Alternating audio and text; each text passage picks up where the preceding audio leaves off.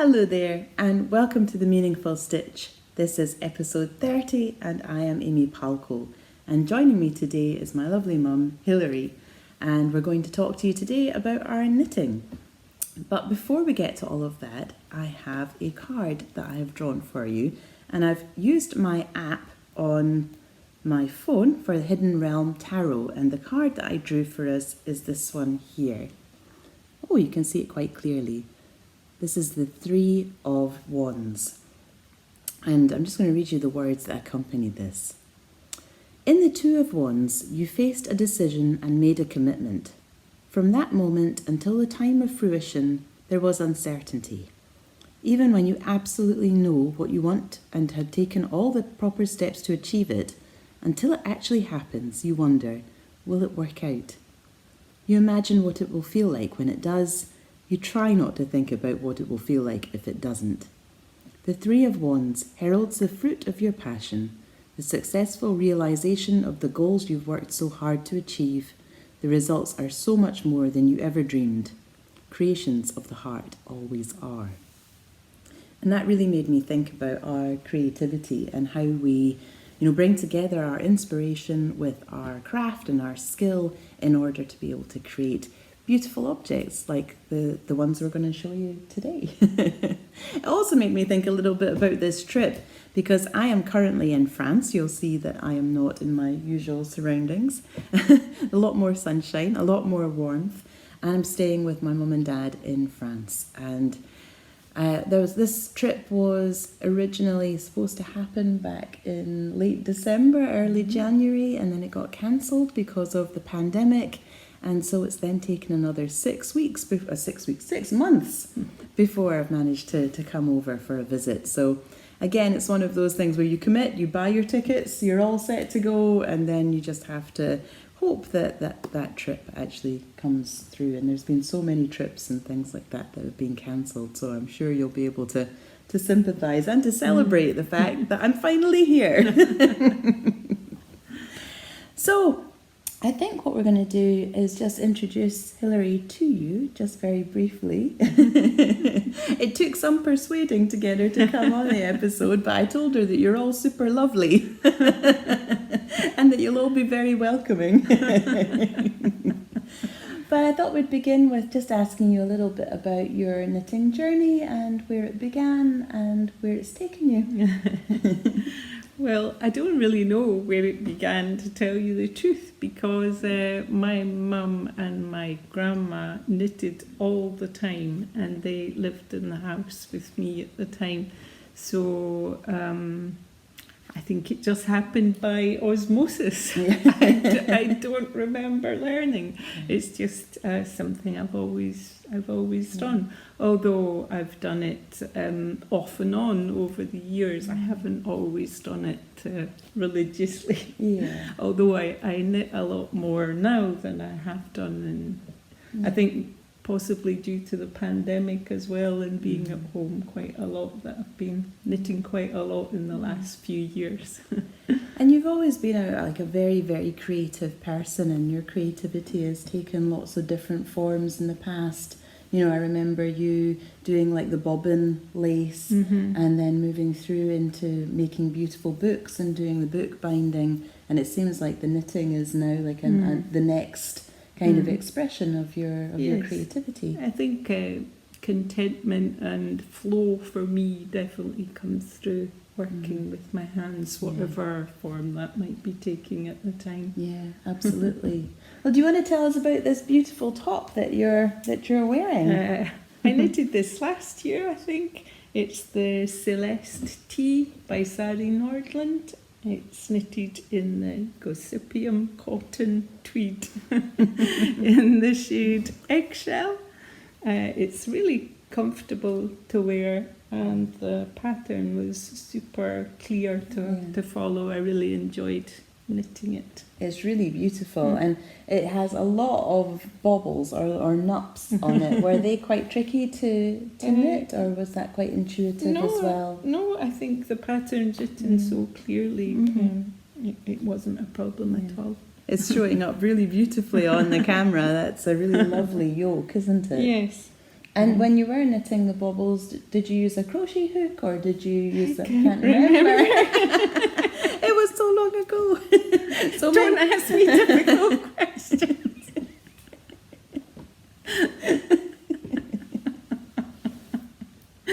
I'll try not to. I don't have Amy's good memory, I'm afraid. Once something's passed, I'm on to the next thing. And actually, you are a very productive knitter, so you knit a lot. Yes, I don't retain all the information about all the knits, unlike Amy, who's so good at that. Already on to the next one. Well, I'm actually wearing a finished object, so I'm kind of blending this part in with the next part. But this is the Sceles by Anna Maltz, and it's knitted in the Lithuanian linen in the colours hot pink and aubergine. And I bought those skeins from Midwinter Yarns. I'm going to link all of the patterns and yarns that we're mentioning along with some of the images in my show notes, which you can access in the description box below. So you'll get a link to Midwinter Yarns and to this gorgeous linen. It is, I think, 450 metres per 100 grams skein. So it's a slightly lighter weight fingering, certainly than the Kalinka linen. It is 100% linen. It's as with all linen, I think it's a little bit difficult to knit with. It can be a bit harsh on the hands because it's such a dry handle. But once you've knitted it and blocked it and washed it, it almost feels silky, or it feels very lovely against the skin. So this was supposed to be my summer holiday knit. And I thought, well, I'll cast it on because it would be good to like be in the flow of it, you know, that I can pick it up and then just start knitting on it, and it's not, I'm not starting it afresh when I arrive or when I'm on the train. However, I got a little enthusiastic, and so and then I couldn't put it down. So I actually cast off before I left on my holiday. So then I've just got like a new holiday top. So that's fine. It has a lot of positive ease, you'll see. And that is after I ripped back and recast on for the next size down, because I originally started knitting this in the size 3 and I've ended up knitting it in the size 2, and it is absolutely big enough. I think the size 3 would have added an extra 4 inches to it, so it would have been massive. I really like how the darker colour and the lighter colour kind of play against each other. It almost creates like an optical illusion. Yes, it is. And then I washed it and blocked it while I was here and wove the ends in, actually. And we laid it out in the sunshine because it was very, very hot when I first got here. And then it got even hotter because we had what the French call a canicule, which in Scottish means that you can't cool down. Because it was very, very hot. It was a proper heat wave. Okay. At one point on Saturday, I think we got close to 43 degrees. It was 42 point something degrees. So just heat that is unheard of in Scotland, certainly. Yes. But it's also quite unheard of here too. Yeah, I think it's hotter than usual. Yeah, certainly at that time of year. An exceptional event, really. It has cooled down significantly since then, so that's a bit of a relief, because then we've been able to go out and about on some outings, and we're going to tell you a little bit about one of those later. So, Mum, do you have any finished objects that you would like to share with us and that you've finished in the recent past? Yes, I finished this just before Amy arrived. It's the Marretimo sweater. That's by Caitlin Hunter. And this is, how it looks. It's absolutely beautiful. I haven't worn it yet because it's been too hot. I think this might be an autumn short-sleeved sweater for when it starts to cool down slightly. Yeah. And I knitted it with yarn that was gifted to me by my sister, Lorna, and it's knitted in the Debbie Bliss fine Donegal. in wool and cashmere, in the colour leaf, and a kid mohair, Viking, and that just has a shade number, it doesn't have a colour. And I just matched it with some mohair that I already had. It's so pretty. Which is a Cowgirl Blues mohair in the colourway Happy Days. And I think you picked that up in Cognac at My Little My, which is Stephanie's shop, and we went there yesterday, and we're going to share a little bit about our trip there too. But it's such a beautiful piece, and I think, like you say, for you it will be like an autumn wear. For me back in Scotland, it probably would be summer wear, and you'll see that in some of the summer knits that I shared in the previous episode, that quite a few of them are like a similar weight. But as we've already established, it gets a lot warmer here. So, but I really like how, because you've modified it, haven't you? Because you've used mohair for that secondary colour, whereas I think in the pattern it doesn't call for mohair there. So you've kind of created this extra texture. Bring it closer so you can see. You can see the lace pattern in the mohair. It's beautiful, and then this gorgeous pink to set it off. And I think to do that you had to do something different at the end. I did, because I didn't want to have the mohair on the very edge, so I cast on in the wool first. In your main colour, to create that really lovely just edging. To have a firmer edge. And I think that's important for a garment, isn't it? You could maybe get away with it on a shawl, but with a garment you really do want to have a more stable edging, don't you? And the same on the sleeve. And the same, It's really beautiful. I found in some of the Caitlin Hunter patterns, particularly for the sleeves, that there was some sleeve shaping in the short sleeves that then made the sleeves a little bit too tight. Do you know if you've done sleeve shaping? No, I didn't do sleeve shaping, but what I did do was take the size up for the armhole to make a little bit more the length of the neck size up, just to give me a little more. Because it's quite warm here, you don't want to have your sleeves and things too tight, so I did the size up. I think that's really important, particularly if you know like a designer has that particular size. It's like when you go, particular shops stock shapes and sizes of clothing that suits your body type. And I think it's the same with like in knitting too. With Caitlin Hunter, I know that her sleeves are tighter than the rest of the body, so checking the sleeve circumference in a Caitlin Hunter pattern I think is particularly important for me. But you don't necessarily know that until you've knitted it the first time, which I think is why it's important too to explore and perhaps knit a pattern that you've already bought and put money into. Then you maybe knit it more than once, and then you can start to modify it, but we will discuss that later also. once or several times. Well, I also have a finished object other than this. This is my Manus, and it is by Yamagara. I think the colour's showing up pretty true there, actually. Yes, it is, isn't it? Yeah. This is a beautiful summer design. It came out at the same time as another pattern called Lapis, and Lapis is knitted entirely in 4-ply, but this one combines a 4-ply weight yarn with a mohair. And my 4-ply weight yarn is a leftover from my half and half triangles wrap, and it's in the colourway Bright Flamingo, and it's the linen quill from Purl Soho.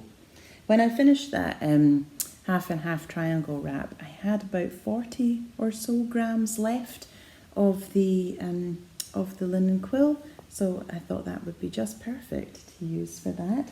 And then going into mohair, and the mohair that I'm using is this beautiful variegated shade, which is by LanaGrossa, and it's their Silkhair base, And this is the colourway Sari. And it's got these kind of gold very pops, pretty. isn't it? Mm. Like sort of lavender almost. And again, this kind of bright corally. It's a perfect too. match. It is, isn't it? I really like how you see it in the chevron stripes there. Yeah. Now, I knitted the size 2, which on paper would have given me, would fit. And it does fit. I will put up an image, actually, of me wearing it so you can see what it looks like on. However, it didn't quite have the amount of positive ease that I wanted in it. So, I have cast on another one, and I'll talk to you about that in a second. But before I do so, I'll just mention this a little bit more, because one of the fascinating things I think about this design is that you move through different needle sizes. So you start off with, I think it's like a 3.5, and then you move through all the way up to a 6 at the top. Ah. And that's how it creates a shift in the gauge, which means that it's much lighter in area at the top and more dense at the bottom, which I think is a really interesting design strategy. And We'll give it some weight. So absolutely. That it hangs nicely. Which is important, I think, when it's a mohair based garment, because mohair can be real fly away, you know, but this actually has a little bit of gravity to it, I think. So yes, that's my Manus by Yamagara. But I also then went on, and I'll show you what I'm working on just now, went on and cast another one on. This must be hereditary, actually. We must knit more than one of everything, I don't know. So because I used the leftovers of the half and half triangle wrap in the first one, I thought I would use my other leftover in a second. So this is turmeric yellow. Again, it's the linen quill from Purl Soho. And because, as I said, the first one didn't quite give me the positive ease that I wanted, I decided I was going to go up a size. And so this is the 3rd size. It uses a little bit more yarn because of that, but I think I've still got plenty. And this is what I've got so far. It's a bit bunched up on my needles, but so you can see the chevron design at the bottom. And I've just started to introduce the first of my chevron stripes with my mohair. Now my mohair is, what did we say it was again? Marta's Yarns in Mist, and it's 50 grams for 189 metres. And it's 80% kid mohair and 20% nylon. And I think I picked this up from Ginger Twist. I think she was stocking this before she started to dye her own mohair. And now that she dyes her own mohair, which is the Leading Lady lace, which we showed to you in the last episode, she doesn't stock this now. But I have a couple of balls of it in my stash, and I've been trying to find the right project for it for absolutely ages. Doesn't it feel good to try and get some like old stash yarn knitted into a project? It's a bit of a relief.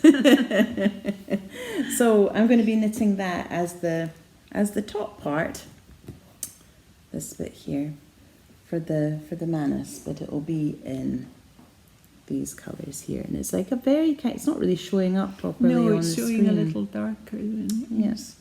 It's kind of like a very dark indigo, isn't it? It's like a purpley navy. Yeah. Would you say? Yes. Yeah. So yes, it's a quick knit. I think I knitted this one in 3 days, but I was a bit manic with it. So, so yes, this one's taken me quite a bit longer because I've cast other things on in the meantime. So, which I will share about shortly. But I think you were going to find out about your work in progress now. Oops. My current knitting is the Roman holiday pattern, which Amy gifted me, the pattern and the yarn. And the yarn. Is that by Sari? Sari Nordlund as well, yeah. Sari Nordlund has some wonderful summer knitting patterns. And I'm knitting it in the Elements yarn. which is a West Yorkshire spinner's yarn, DK. It's in the shade Golden Sands. What's the... It's 60% lyocell and 40% Falklands Islands wool. It's a really, I really swithered over which colour to choose for you because I nearly got you quite a bright coral.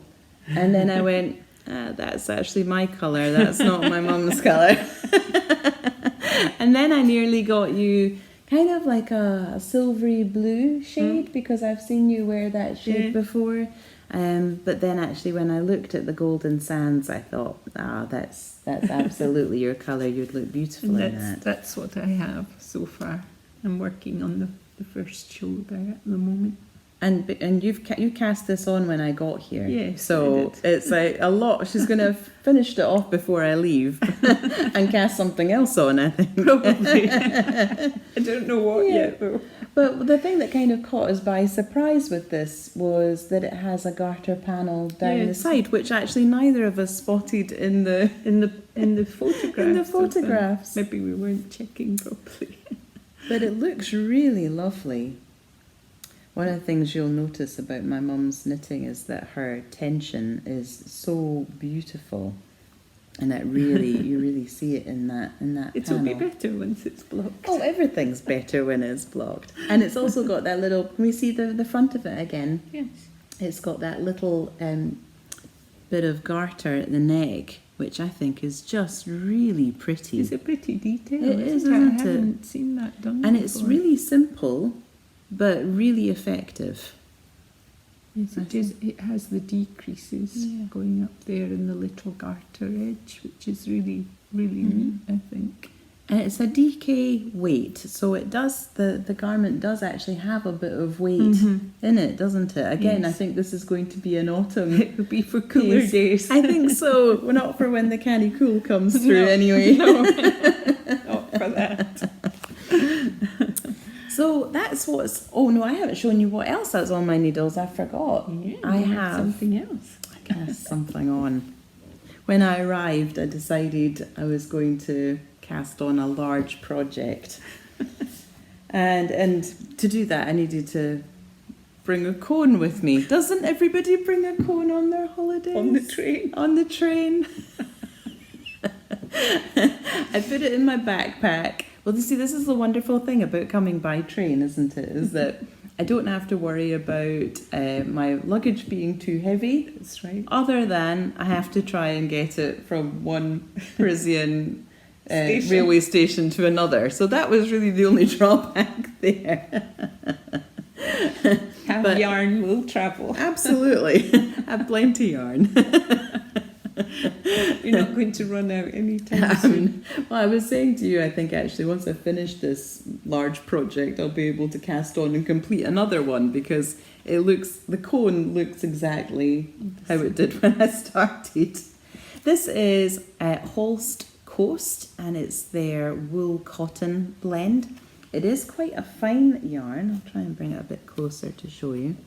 It's quite a fine yarn. I am holding it single rather than double, but I have been told by a few viewers actually that they like to knit with this held double, and I can see why. If you held it double, it looks like it would maybe give you a sport weight, whereas right now it's probably like a light fingering. And I've not knitted with Coast before, but I am hopeful that it's going to bloom and it's going to... Do you know how many meters there are for 100 grams? I do not. You don't? A lot. Yeah, I was just wondering if you knew. I think it's something like 2,300 or something like that. So it's significant on the cone. Yeah. Yes. So Not 200 grams. not 200. Oh no, on the gram it's 500 grams. The cone is 500 grams. Yeah. And I think it's around about 287 meters per 50 grams. Okay. I think. Yeah, that's so. light fingering. Then. Yeah, but it really does, like with the super soft, it really does kind of bloom. You've knitted with the whole super soft as well. Yes. Yeah. It is quite an unusual yarn, an unusual fibre, in that it does have all of the spinning oil and it has a bit of excess dye in it also. but once you wash it, the fabric really transforms. This is where I have to admit that I did not swatch for this project, which, considering how big it is, may not have been my best plan. But I would never do that. no, really? I can't think where I get it from then. We're great swatchers, we. So yes, I brought this cone with me on my holidays, and when the weather was very, very hot, and I'm saying this now as it is absolutely pelting outside, it is bucketing down, heavy rain. It is supposed to clear up by this afternoon, so we thought this would be the perfect time to record our podcast. But yes, so I decided I was going to cast this on because the wool cotton would be a nice, and the weight of it as well would feel nicer to work with when it was quite so hot. Gosh, I wonder if you can hear that rain. It sounds lovely. So yes, I decided to cast on the Long Summer Cardie by Hoki Locatelli. And I've actually made quite good progress so far. So, here it is. There we go. So I have matched this up with my secondary colour, which isn't really a colour at all. It is white Holst Super Soft. So it'll be interesting to see how the Super Soft and the Coast work together once they've been washed and blocked. But already I think they look quite nice together. The Super Soft is kind of a little slightly puffier, slightly bulkier than the Coast is. So the white stripes are really sort of popping, aren't they? They are. You are basically inserting this section, this stripe section here, which is some garter ridges and a little bit of twisted ribbing in the centre there, which I think creates this really effective texture. And you can see that I have knitted the back and the two fronts, and I have now joined in the round. So now I'm just going back and forth. It is a back and forth project, so if you're not a keen purler, there will be lots of purling. But one of the things that really delighted me about this project was that you basically start by casting on just a few stitches, and then using short rows, and then also by picking up stitches, you kind of create the garment. Hoki's you create your shoulder and your shoulder shaping. And you can see there, that shoulder shaping there. And then you can see on the inside where I have picked up my stitches. And it's created such an even fabric. You can see a little bit there because it's because you can see the light coming through behind it. But when you're looking at it just like that, it's really... It's all but invisible, isn't it? Which I don't think you would have got with like a provisional cast on, because then you would have had the V's going in the opposite. Offset. It would be slightly offset by one leg. But yes, so I'm really pleased with how that's worked out. And the experience of knitting that then was almost like a jigsaw puzzle, where you are creating each one of the pieces, and then they finally kind of come together when you knit the front and the back, the fronts and the back together. So I felt ridiculously excited when I got to that part. You were so happy when you joined it up together. Honestly delighted. So this, as the name suggests, is a long summer cardie. You've got a lot of knitting left to do. I think it says something like, I'm now basically knitting for 22.5 inches below the joining for the body. So I think I've got, an inch and a quarter there. So I've got quite a bit still to go. 20 inches left to do. And each row is over 300 stitches. So it is, and some of it is going to be in this twisted rib. So it's an undertaking, but actually it's coming on pretty quickly. The other thing I will tell you is you'll notice that I've got my ends here, but I have been weaving my ends in as I go. So I will actually just be able to go back and snip these off. They won't require any further weaving in. As you can see, I've already brought them in from the edge all the way to there on that one. The way that I've been weaving my ends in, because I have tried that, I think it's called the Weaving Stephen technique that Stephen West illustrates in one of his videos. I think when he brought out the Painting Bricks shawl, he brought out a tutorial which shows you his way of weaving in ends. But with this one instead, I'm basically holding my end with my left hand and my working yarn with my right, and I'm doing it as though I'm doing colour work, and I'm catching floats on every second stitch, and that way I'm managing to weave the end in very easily and naturally, and then I'm just going to be able to snip it off at the end. So I'm saving time for myself. Good plan. Particularly when it's such a big Yes. a big garment. How do you tend to weave in your ends? I'm not sure. It very much depends on the yarn that I'm using. I just recently did something with the hemp yarn, and that was quite difficult to hide the yarns.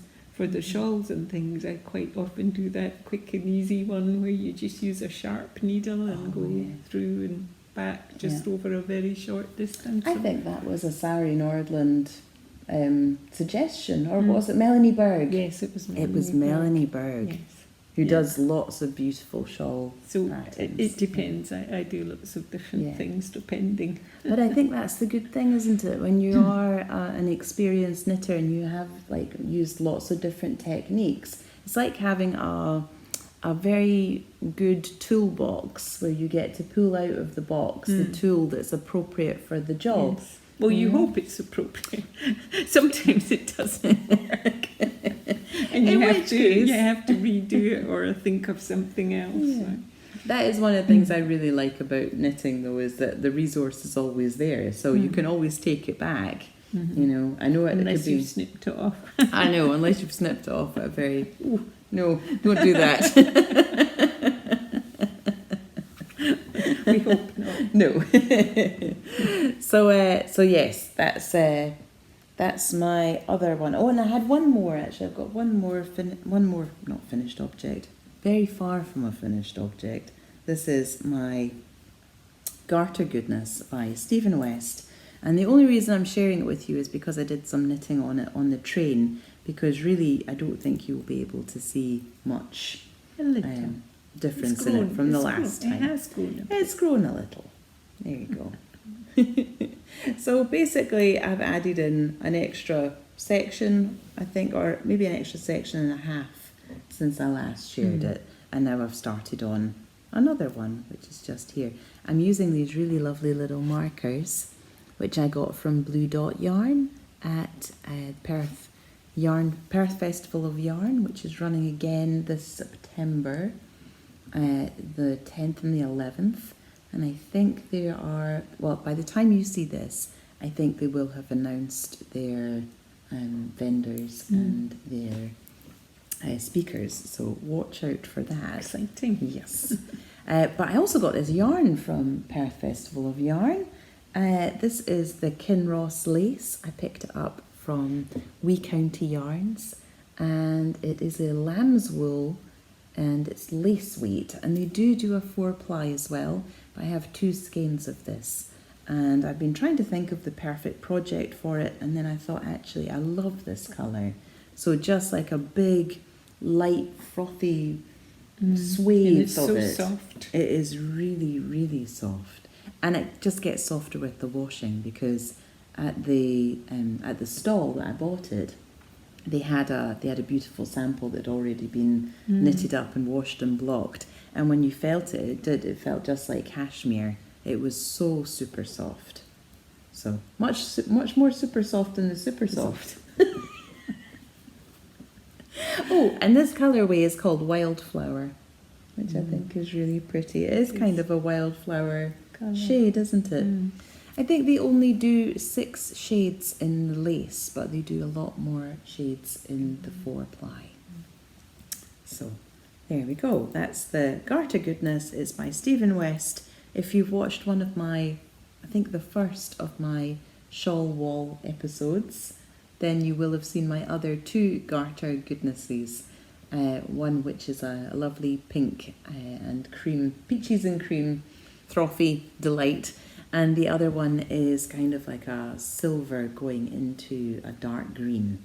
So this is going to be my first one that's just the one colour, and it's also adapting it from the 4-ply to the lace. So it will be a much lighter weight piece than the other 2. So it will be different. It's different. So that's what's on our needles. What's going to be on our needles next? Mum bought some beautiful yarn, didn't you? I think you saw it online. Yes. And it's a new shop. I think it's fairly, I'm not sure exactly when it opened. I haven't visited the shop. But it is in Paris. So I'm hoping, I've got 2 days in Paris before I head home. So I'm hopeful that I'll be able to Go and check it out. go and pick some up. some more yarn perhaps. Oh. Who knows? But I will be able to go and check it out at the very least. It is called Les Petits Points Parisiens. Is that right? Yeah. Yes. Absolutely. There we go. That's one of the ball bands, so you can see the name. And the yarn that you bought was 3 skeins of Yes. lace Lace weight. weight. Yes. And it is 800 metres for 100 grams, 600, 60% merino, 20% silk and 20% yak. So it is exquisite. And she bought 3 different colours. And if you have been a long time watcher of The Meaningful Stitch, then you might remember that Mum and I knitted a Birds of a Feather shawl by Andrea Murray. And we used... in nice autumn shades last beautiful. time. They were, let me see if I can remember, goldenrod, rust, or was it? No, it was cognac. It was goldenrod, cognac, and kitsune. Wow. I wouldn't remember. And I think it was her helix. That's right. It was her helix base, which I think is a Falkland merino and La Bien-Aimée. Scotland from La Bien-Aimée. And you'd also bought a beautiful skein of the cognac shade in the mohair silk. La Bien-Aimée mohair silk is so bright and glowy. It must have a high silk content. Yeah.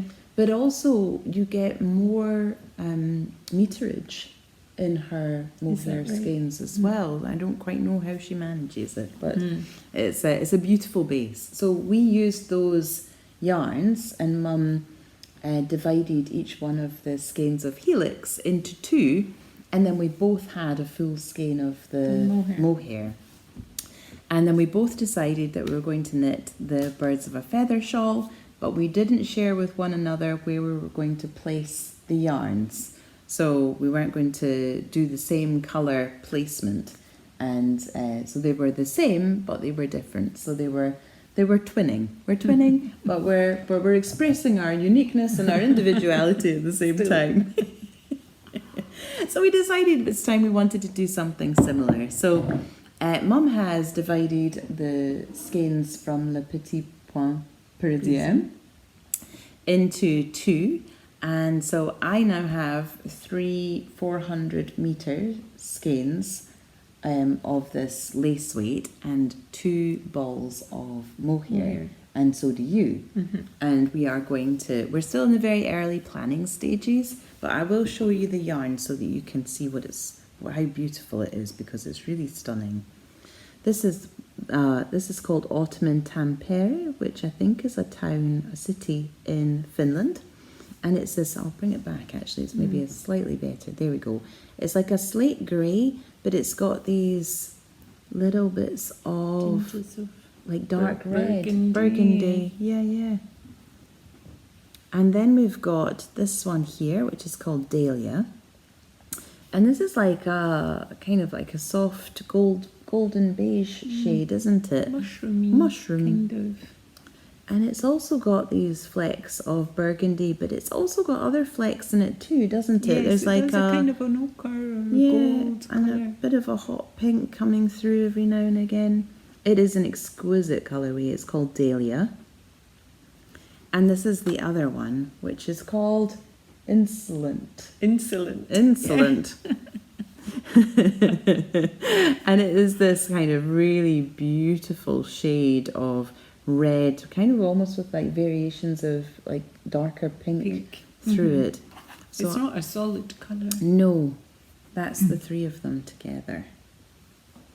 Hold it against the white rather than my hot pink top, which I think is influencing the shade. But there we go. Those are our three colours. So we, like I said, we're still. And also this is the Mohair, which is Kremke Sol Wool Silky Kid, and it's in a similar colour as the Insolent. Oh yes, thank you. There we go. So that's our colours. So we've got 2 balls each of the Mohair. So again, about 400 metres. Yeah, about the same. And then about 400 metres of each one of the lace weights. So now we just have to plan what we're going to do. So we're not going to give away too much about what we're planning Thinking right on at the now. moment. But what we will share is a little bit about our inspiration, because I think it was the second day after we arrived here. Possibly. Mum and Dad decided that they were going to take us to a place that they'd been keeping us surprised. And now that I've been there, I'm incredibly impressed that you managed to keep it to yourselves, because it is quite the most remarkable place I think I've been in a very, very long time, if not my whole life. It is called Les Lipidiales. I'm going to show you some photographs of it just now. But if you stick around at the very end, I'm going to show some video footage of my trip so that you can experience it in a slightly more dynamic way, because I think when you look at the photographs, you don't necessarily get a sense of scale. No. But I do think that's going to come across a bit more in the video. But basically what it is, it's an old disused quarry. That's right, yeah. And it's been taken over and by an artist, by this man who had this idea that he wanted to invite sculptors from all over the world to put their art into the walls of the quarry. So the work comes from all different artists. It is on an amazing, epic scale, isn't it? The sculpture goes all the way up like meters above your head. Yeah, it is absolutely astounding. And of course then you have the variations in the rock. You have some sections where you've got this kind of shade of red actually sort of filtering down through the rock like this. And it's set in a forest, which Yes. is nice too. Absolutely. And we were so lucky when we went, because we did go at the very kind of beginning of the canicule.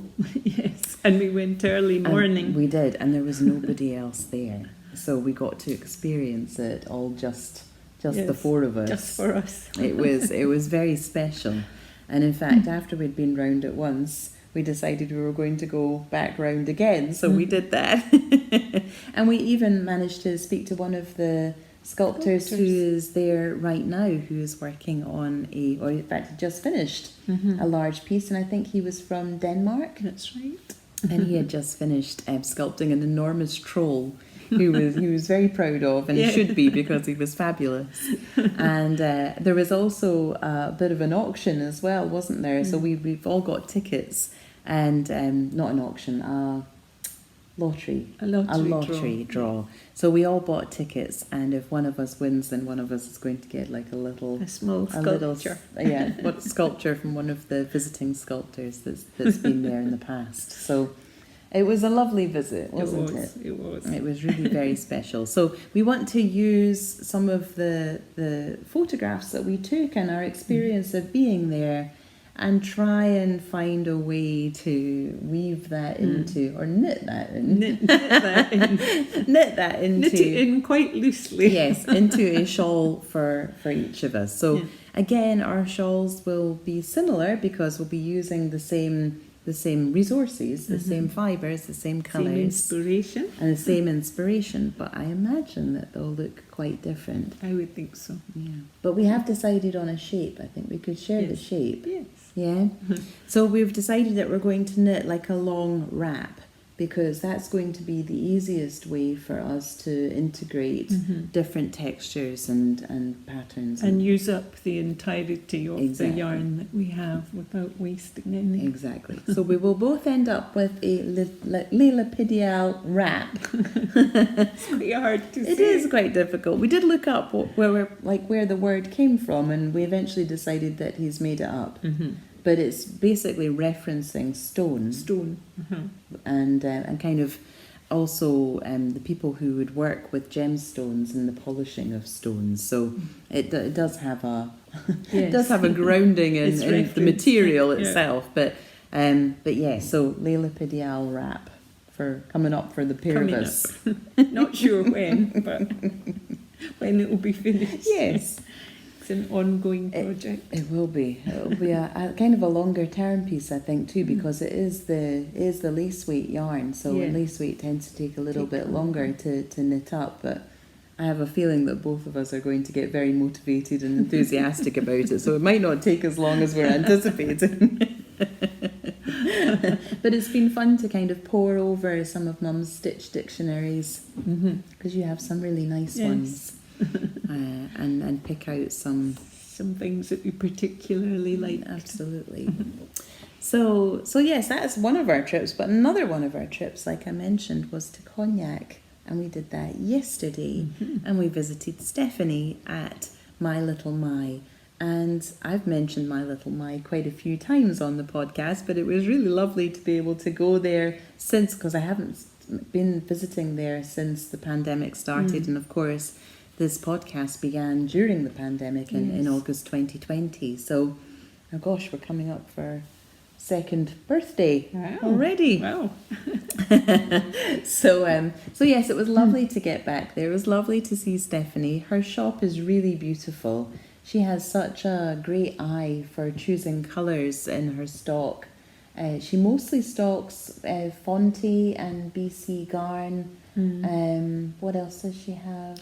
The creme cake. Oh yes. Mohair de Ferme de France. Mohair de Ferme de France. Tôt le matin. Mon sheep shop occasionally, no? Or is that no? Tôt le matin. She does have some Tôt le matin. Oh, and some of the Cowgirl blues as well. And Durerum Natura. Durerum Natura. So yes, she had quite a lot of the Gilead. Yes. And some Antigone and Ulysses, I think. Ulysses. Yeah. So yes, if you are in the area, I highly recommend that you pop in for a little visit. Yes. And say hello. Say that you saw it here. Say hi to Stephanie for us. And but we didn't leave empty-handed, did we, Mum? No. No, we did not. That's normal. We didn't do a huge amount of damage, though, I don't think. And Mum's much better with her purchases than I was, because she's actually got intended projects for hers. I just went, oh, that's pretty. I'll have some of that. It's my holidays. Well, you can treat yourself on your holidays. I think so. So what did you choose from My Little I chose Antigone from that's Durerum Natura, isn't it? I don't know if that's Mistral it's called actually. That lovely colour. Which of course is the wind that blows in Provence, is the Mistral. It's a beautiful shade. It is a nice shade. And there are 260 metres for 100 grams. It still is quite fine, but that's because linen is heavier Yeah. than wool. Mm. And it's 100% linen, isn't it? Yes. Yeah. Yes, it is. It's a beautiful colour, and it's got such a lovely gleam on it as well. Yes, It's it's almost got a it's almost shine. got like a silken shine to it, really, Mhm. hasn't it? And I'm intending to knit the rose root with that, this pattern here, which I have knitted before in a different linen cotton mix, and I really like this pattern. In the summertime, it's nice and cool with the shaped armhole like that, and I just thought, I'll knit another. Yeah, it is a really beautiful pattern. Who's it by? Do we know? If we don't, Lenny Lenny Tosti. Lenny Tosti. I don't know how you say that. We'll put a link to Lenny the. Tosti. And she has, I think she has about 4 patterns that are a similar shape, but with different lace. Yeah. And I'm going to knit That's one beautiful. of the other ones with my other purchase, which was more Gossypium cotton tweed, like the one I'm wearing, but in this lovely shade. And I don't know if it has a I don't know. name. I think it's colour 27.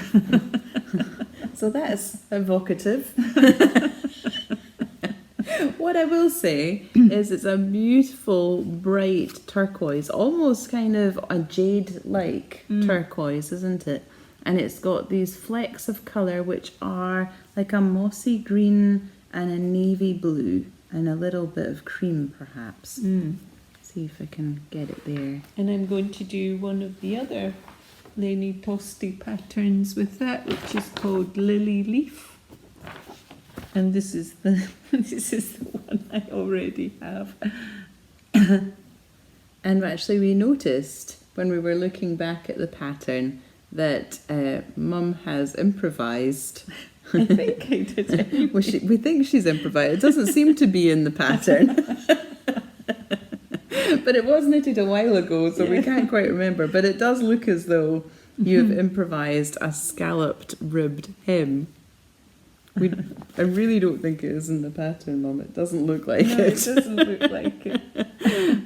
I might do it again though, because I really it's like beautiful, and it's got this lovely lace pattern. This is a DK weight. This is a heavier one. Yeah. But because it's knitted in the cotton, because it's in the plant fibre, Yes, it's still fine for absolutely, summertime with yeah. the same sleeve shaping. It's so neat, and the pattern works really well for the yoke.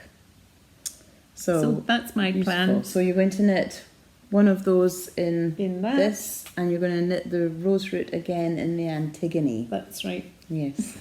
See what I mean? She's very organised, and she's got proper ideas for what she's doing with hers. I have not got proper ideas for what I'm doing with mine. But I bought some more of the BC Garn Soft Silk, and I mentioned this on the previous episode because I have knitted the Ginkgo by Melody Hoffman in the kind of olive green soft silk. And I knitted that a number of years ago. Yeah. But I do get quite a lot of use out of it. It's got very lovely long, in fact, quite similar to this actually, with the, maybe slightly longer actually. Could probably block this out a bit more. But this kind of baggy sleeves, almost kimonos-like sleeves. And I also knitted the Hipster Shawl by Hohi in the kind of golden colour. Now, I don't think this actually has a colour. Just a number. No, just numbers. So I think it's SS024.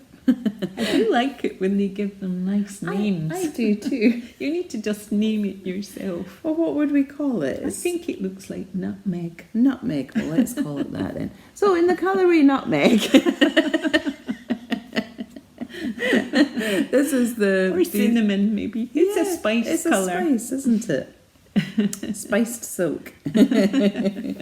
It's burette silk, so it is 100% silk, but it's not the super shiny silk No, it's not at all. shiny at all. It's matte. Very matte. Yeah.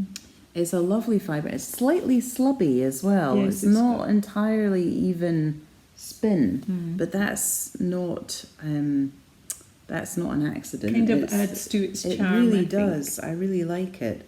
And it's 350 metres for 100 grams. Now, I think I've said in previous episodes this is soft silk DK, but actually that's sport weight. Yeah. And people have been asking me if I knitted, when I've used it before, if I held it double in order to get a DK or a worsted weight, and I didn't. I held it single. And I will hold this single as well. So I've got 3 skeins of this. So I will be able to knit myself a top with it, with 3 skeins. Ooh. So That'll be lovely and soft. So it's just over 1,000 metres. That'll be plenty too. I've knitted a Tenya sweater in the pale blue, and it's so comfortable to wear. I do love the Tenya pattern, and my Tenya, I've knitted the sleeves too tight, so not averse to knitting another one. I think it would be really, really nice in that shade, and I think it's a very wearable colour.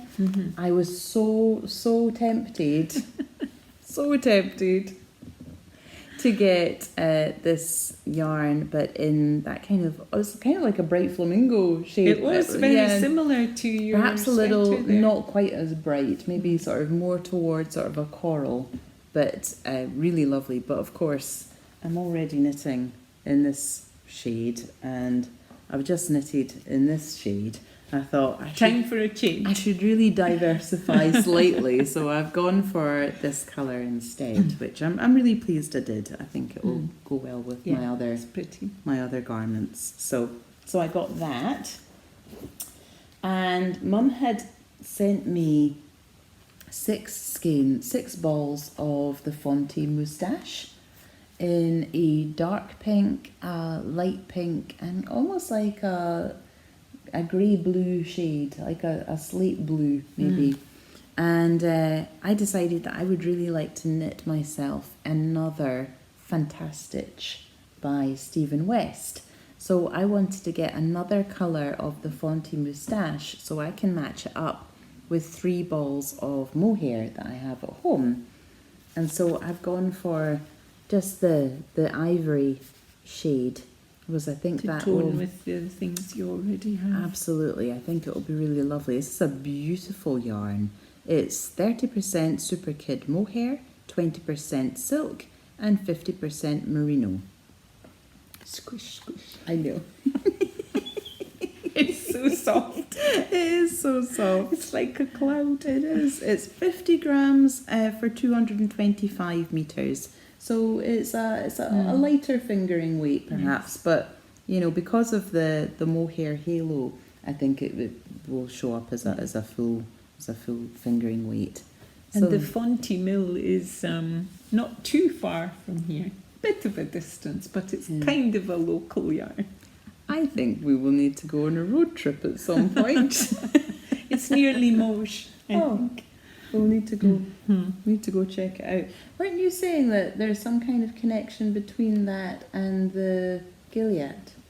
I think so. We think there might be, because they're quite similar yarns, aren't they? Yeah.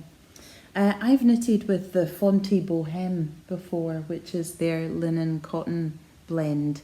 And I knitted the White Horse, the pale green. The pale green one. And it was really lovely to work with. Their yarns are very nice. Their yarns are nice, but they don't tend to be a brand that you see much over in the UK. So I don't know how much they export, but it's a popular yarn brand here in France.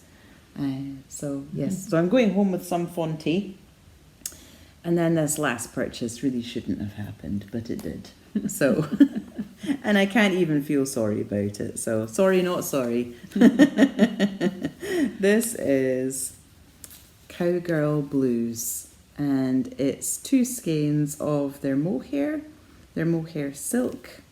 It's 70% mohair, 30% silk, 410 metres for 50 grams, and it's in the colourway Sweet Dreams. And I'm going to hold this a little bit closer to show you all of the colours in that mohair.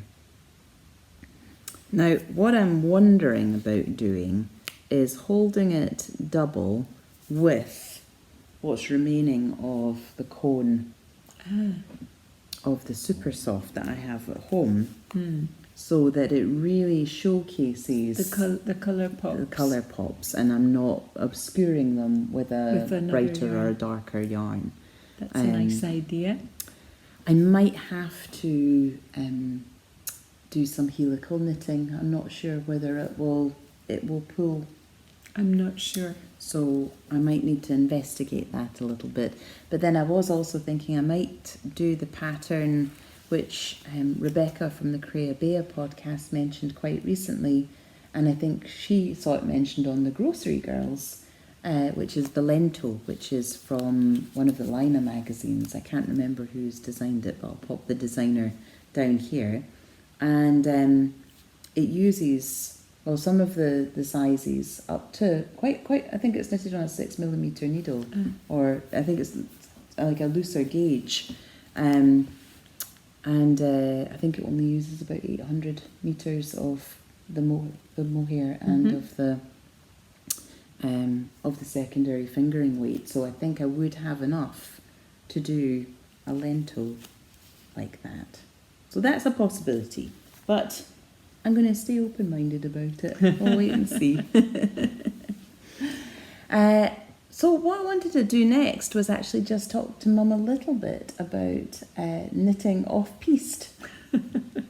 Because as you already saw with her beautiful rose root pattern that she had knitted up, she did the scalloped edging. The other one, the lily leaf. The lily leaf. Oh, sorry. It's got the modification at the bottom there. And Mum is very good at modifying patterns, and so we wanted to show that exemplified through Mum's ranunculus collection. Now, we have quite a few ranunculi to show you. I'm saying that's how you would say it, isn't it? Ranunculi. 7. Oh, we've got 7 to show you. And you're in for a real treat here. We went through them the other day there, and they're just absolutely beautiful. And but we did also figure out that this is only a small sample of the ranunculi that my mum has knitted. I gave some away as gifts. So quite a few have been given away to granddaughters and sisters and me. I've got one at home, so I'm sure I've shown it on the podcast before. So some of these you might not think look like a ranunculus at all, and we will explain that as we go. But we'll start with the first one that you knitted. Yeah, this was the very first one that I knitted, and it's knitted exactly according to the pattern. So you have the puffed Although the sleeves may be shorter because I maybe didn't have enough yarn. And we think this is Skein Queen. Yes, I think so. Yeah, held with a mohair. Mm-hmm. So these were knitted, some of these were knitted really quite a long time. Oh, a long time ago. One of them has been knitted very recently though. Yeah. So, but this has got the short row shaping to create the puffed sleeve, the I-cord edging. It's got the short row shaping in the front and the back. And most significantly, it has the yoke design going that's specified in the pattern. And the reason why I'm pointing that out is because not all of the ranunculi then do. So that was your first time knitting it. That was the first one. And you really enjoyed knitting it, obviously. I did. It was the first time I had knitted anything at that gauge, and it was so nice and quick to do that. I was quite inspired to go on and do a second one. But I didn't quite manage to stick exactly to the pattern the second time. This is a theme, incidentally. This is the second one. It has much longer sleeves. I didn't do I'm not somebody who likes a high neck, and I didn't particularly like the short row shaping at the front, so that went. The short row shaping went. So this has just got the short row shaping at the back rather than at the front. It has. It's got it at the back, but not the front. Which I suppose makes it slightly easier to see what's the front and what's the back, because sometimes I struggle with that a bit. I don't always remember exactly what modifications I made, but I think the bottom section there is the same as the top, which it isn't on the original one. I can show the other one so you can And see I the also difference. added a row of small nups around the bottom, just because I could. Yeah, I think it's really effective. And we think this yarn is Madeline Tosh. Yes. And it's a single ply merino, again held with a mohair. That's right. A grey mohair, I think. It feels so lovely. It's like silky soft, isn't it? And I love this line of nups. It kind of slightly extends the yoke, doesn't it? Yes. So it's kind of coming in that same row as you're starting the raglan shaping. Yeah. Beautiful. Yeah. And then then it all went all right. And then she really went off piste. I really liked the pattern, and I thought that perhaps I could analyse the pattern as to where which rounds the increases were falling on, and I marked for myself where that was happening, so that I could improvise what was going to happen in between the increases. So then you would know like how many stitches you have and like what kind of stitch repeat of a pattern you could kind of insert. Yes. So this was the next one. This was the result. So we're going to hold it a bit closer so you can see, because it's radically different. So we've got these kind of bows here. We've still got the some of the... Oh no, that's different as well, I think, Mum. I was going to say... And then we've got this fabulous section here. Oh, was this the one? No, this isn't the one you said that. So these are like, almost like swags or something, aren't they? Yes. Yeah. I just looked at my stitch dictionary, and I picked out some things that I liked, and I just slotted them figured out which ones would suit. Into the sections between the increases. So it really is quite a different... You can really see it there. That's a good... the light's catching it there. And I think that's Skein Queen as well. I think that's called Old Map. Colourway. And it's got a gold colour silk mohair held with it. And it's got a straight sleeve.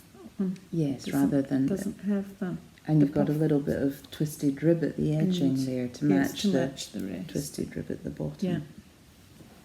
So that was I suppose the most experimental one in the sequence so far. Yes, in the sequence. Yes. Some are more experimental than others, depending on what my headspace was like. The good thing is, though, isn't it, is that the pattern basically uses 2 skeins of fingering weight yarn with your mohair. So if you've got 2 skeins of hand dyed yarn, then you can knit a ranunculus. This one's spectacular. Was the next one. Well, it didn't entirely go according to plans. I think that just makes it better. I did this one, and I decided where I was going to put the different stitches, and then I finished it and I tried it on, and I thought, oh dear, I've kind of got big holes really across the bottom. An unfortunate place in the yoke. Yeah, let's say that. And I thought, how could I remedy that Because situation? let's face it, nobody wants to rip back mohair. No. You just don't. So, to remedy it, I picked up stitches along the bottom of that section with just in my mohair. I knitted a little stocking stitch section, and then I can't remember if I sewed. I think I sewed it down into the top of that section. So the result is that I still have the pretty pattern, but it isn't see-through anymore. Yeah, and now you've got this kind of like a beautiful stockinette mohair backing that you've created on it, so that it's given a little bit more coverage. That's inexperience for you. But that's the creative process, though, isn't it? Yes. Is that actually, I think that's an incredible design. I love that. It's not something I've ever seen before, but it came out of necessity, isn't it? Out of an error, really, or inexperience. Yeah, I think that's the wonderful thing about our creativity is that we get to explore happy accidents. Yes. And then I had a really bulky yarn, and I had some balls which were a plain colour and some that had variegated bits in them, and I thought, oh, what could I do with that? And I thought, I know, I'll knit another ranunculus. I liked the pattern on the yellow one, so I thought, oh, I'll do one similar to that. So that's the pattern that on the was yellow the first one. And now that's what it looks like in a bulkier weight. And this is my yarn. bulky winter weight one. She will not be wearing this one for this throughout the summer, particularly in 42-degree heat. No, it's a very heavy one, but the pattern is I don't know if it's identical, but it's very similar. Yeah, it's similar to that one. That was the inspiration. And this yarn was from I can never say it. Sostren Gren, I think, Sostren which I Gren. think means green sisters. Ah. I think. Well, there you go. I didn't It's know a that. Danish. Yeah, I think it is shawl. Danish, yes. And the yarn is quite affordable there as well. Yes, it's quite an it accessible price Yes, point, but it it's is. 100% wool and it's single ply. And this, which I think is amazing, this part here was actually one ball of yarn. Yes. And it just so happened that The it's colours worked out so well through the colours see have it really fallen where they clearly. did. Particularly round about this area here. But even the fact that, with the bows, one of them is in green and one of them is in light sort of aqua. Yeah, that's just a happy accident. Serendipity. Very happy accident, I would say. And again, you've done the straight sleeves. Yes. So, I mean, it's really about finding, what sits nicely on you and what you prefer and what's your own personal style. Yeah. And then inviting your creativity out to play. Just follow your intuition. So, going from the very bulky weight ranunculus, we have... I thought, I haven't done a short sleeve one yet. We don't have a summer one. And this one pretty much follows the pattern, I think. Yeah.